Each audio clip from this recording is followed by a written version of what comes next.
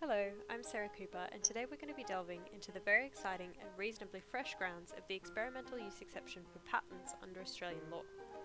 Now, as part of the Raising the Bar amendments of 2012, the Patents Act was amended to include an experimental use exception. This was chiefly introduced to highlight that experiments on patented inventions will not generally amount to patent infringement. The exception officially became law on Monday, the 16th of April 2012, and applies to experimental activities conducted on or after that date.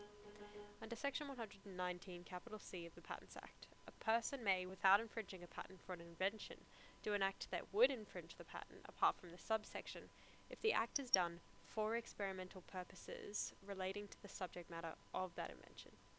Here, experimental takes on its ordinary English meaning, including tests, trials, or procedures undertaken by researchers. The government has noted that this amendment takes a large step in recognising the freedom to research without uncertainty.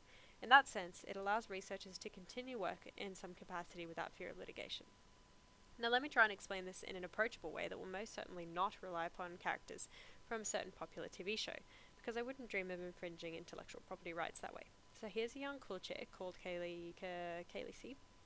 She's queen of lizards, and she is a really cool cat. In fact, she is the kind of fat cat that goes on shows where they give entrepreneurs money for stupid new inventions. She is so cool that she has invented a funky new party hat that has a unique scientific property of making you cooler when you wear it. And you better believe that she got that hat patented. So Jimmy Snoo, is a quiet dude from a different part of town, and he decides to conduct a few experiments on the hat. He goes through an array of experiments, examining all of the hat's qualities. In this base context, he's not infringing Kaylee's patent, as under Section 119, capital C, subsection 2, he is merely determining the properties of the hat and trying to find out the validity of the patent's claims. So imagine the following scenarios. Scenario A, Jim doesn't have much luck with the chicks. In fact, he practically knows nothing when it comes to getting girls. He decides to use the party hat in an experiment in order to see how many girls he can pick up in an hour using a range of different pickup lines. Here, this could be an infringement, as Jim is not experimenting on the hat itself. He's just using it in order to conduct an unrelated experiment. Courts would likely look at Jim's use of the hat as being in the capacity of a research tool and not the subject of the research. So scenario B, Jim wants to experiment on the hat in order to see if he can make it even funkier. Like that's even possible. I mean, check this thing out. Under Section 119, capital C, subsection 2C, undertaking experiments to improve or modify the invention are allowed under the exception. So Jim probably won't be infringing here. Scenario C, Jim has been contracted by Cerise, Kaylee's rival, and will be paid in order to experiment on the hat, so that her company Lamester might commercialize the results of the experimentation.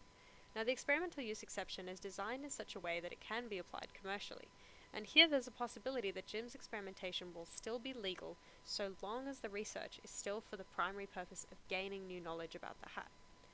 Similarly, in scenario D, Jim has been contracted by Cerise to experiment on the hat so that she can use the results to prove to her dad that the product works. Now, we haven't had much case law in this area, but it is generally noted that the list of uses for the exception is not exhaustive, and other acts may amount to experimental purposes. In the case of Monsanto and Stauffer in the UK, their equivalent of Section 119, capital C, was narrowly interpreted to exclude trials conducted in order to demonstrate to a third party that a product works as claimed. This could mean that, at the discretion of an Australian court, a similar outcome might be handed down here.